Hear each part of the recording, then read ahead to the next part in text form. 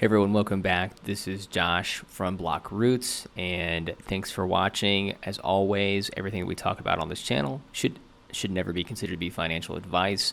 Always do your own research, be smart, trade effectively, and let's go ahead and talk about the market. So, really exciting day for Bitcoin after 14 days of straight sideways, of course, in a range between around 8,500 down to 7,700. We finally had a pop from Bitcoin, which is super exciting, and I think everybody is starting to feel a little bullish. We did see some bullish reactions in altcoins earlier in the week, the last few days. As Bitcoin goes sideways, we know that altcoins can tend to run up and outperform Bitcoin. And so let's go ahead and look and zoom in here at the weekly chart. So the number one thing that we see right now is if you look at price came down, went and it touched the 100-week moving average, the 100 WMA.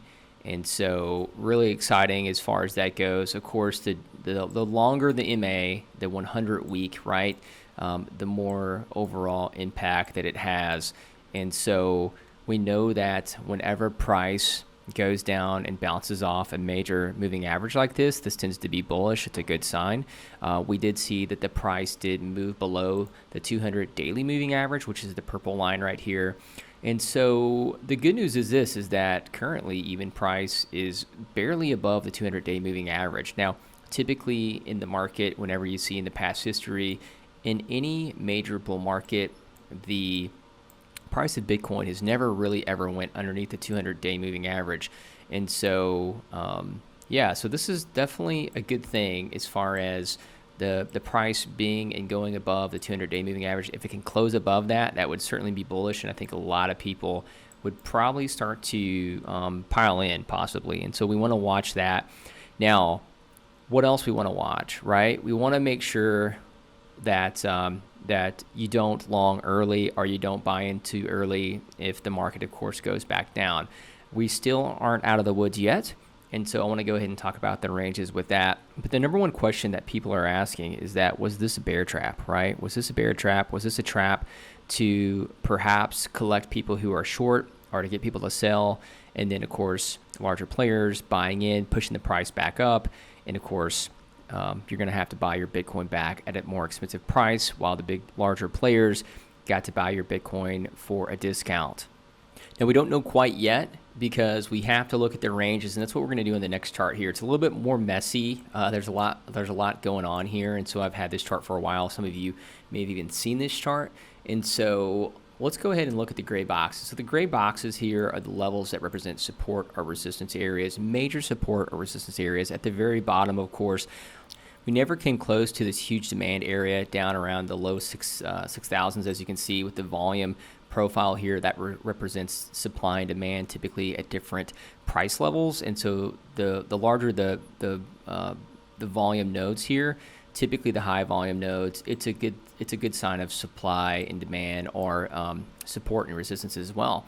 And so we never got down there. We never got down to this other area as well in the low 7,000s. But where we did hit was a demand zone that previously in May and June, Bitcoin went sideways. And so that certainly did act as support. This was a major area where there was support.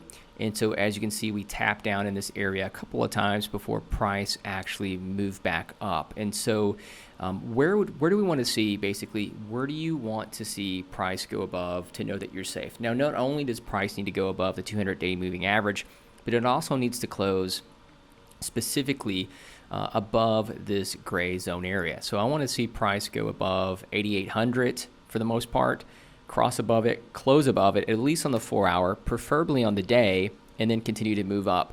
Where I have this arrow here is because for price, there was one one single volume node right here that kind of sticks out. And so what this shows, again, in this area, it acts as resistance, okay? Resistance if the high volume node is above price when it hits it, and support if it's below it. And so we see price go off, knock off that area, and come back down. And so, again, we haven't got out of the woods yet. We do want to see price go up above and close above 8,800, at least 8,750. Right now, currently price is around 8,633 as we speak. what happens if it fails to close above that? Well, what happens is that basically price will likely come back down. Now, the longer that price hangs up around this area, if I were to zoom in here, okay, on the 4 hour, let's go on the 1 hour, okay, the price has tapped it again at this moment, and then go to the 15. Okay, price got close to tapping, tapped it again in the last 15 minutes. If we see price continue to tap along this resistance area, what's going to happen eventually is sellers are going to run out, and then more buyers are going to step in, and price is going to push and move up through there, and it's going to continue up towards close to 9,000. Now, again, if price flips this area, it's very likely that I would want to go long here and hold on to that long, as this could certainly be an area where price reverses and trends back up. And so we've got this big gap here where price went straight through, and typically what's going to happen was there wasn't a lot of supply and demand there. Prices pushed down and pushed through. So because of that, price is going to rip right back up to around 9,400. Now, I think for the most part, what I believe is that we could see a similar circumstance as I talked about in the last video. This looks very similar to the bull market, right? As you remember, the bull market, basically it was support at 6,000 for a long time. Price went down and ripped right up through that support, that turned resistance. And so same thing with this. We can see price rip right back up and go through 9,400 without a problem at all. But as of now, we want to see price flip above the 8,800 area. And if not, we're still not out of the woods yet. And we could certainly see lower lows. So take it at 1 day at a time. Certainly, if you're bullish on Bitcoin, you have to know that accumulating, if you're bullish on it, of course, accumulation is never a bad thing under 10,000 if you feel like it's going to be a long-term good investment. And I think which many people do believe that. So, as far as the Tensor charts goes, Tensor chart shows the order depth, the depth of market of the order book. And so what you see with this bright yellow line here around 87, 30, something like that, that's also a major area where people tend to have orders. And so just be on the lookout for that as well. That could actually play as a major resistance area, and especially if price taps that and moves right back down. And so all the blue lines here actually are support areas. We did see that earlier. And so there's a lot of support below Bitcoin right now. So right now I'm not really worried about it because Bitcoin moved up rapidly. There's a ton of support underneath it. And again, I'm just going to take it day by day. Right now, the more we tap into that resistance area, the more bullish I'm going to be. As far as other altcoins specifically, we did see Ethereum also bump up in the last week, right? It's a nice movement with Ethereum USD. So a lot of people had some buy signals with that as far as their bots and algos. I did see that across the board, which is good. FBTC, as far as Ethereum. So what we're looking at here is ETH versus Bitcoin, and so which pair to be in. So right now, we currently see Ethereum is battling this weekly resistance.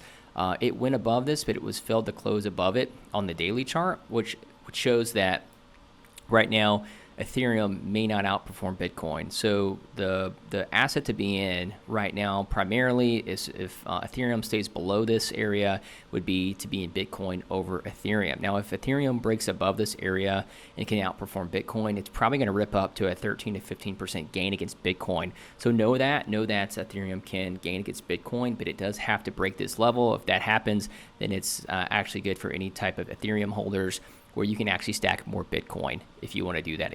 So Link BTC, okay, everything after Bitcoin ripped up today, everything that had been going up against Bitcoin, altcoins had been outperforming.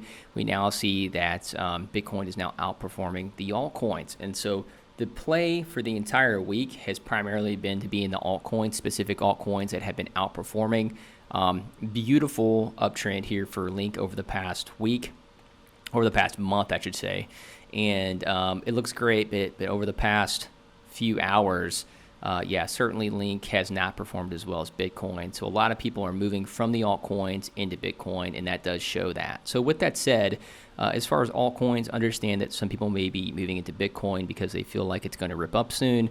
And so you're going to see money flow from the altcoins into Bitcoin. So just be aware of that. Be aware that we're at resistance as well with Bitcoin. It has to break above this level. If you continue to watch these levels, specifically on the smaller time frames, you're going to see it happen before the larger time frames. So you want to see price on the small time frames. This will give you a jump start here.